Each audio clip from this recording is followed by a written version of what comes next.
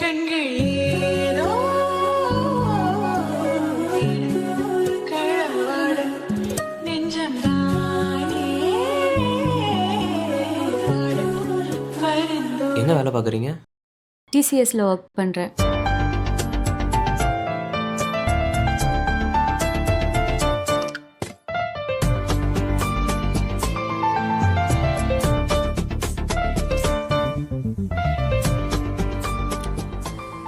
என்ன சீனியர், என்னையும் பிரேமாவை சேர்த்து வைக்கிறேன்ட்டு கீர்த்தனாக்கு பூ வச்சு விட்டுட்ருக்கீங்க. டேய், ஃப்ரெண்ட் ஜோனுன்னு சொன்னேன்லடா, அதான்டா அது.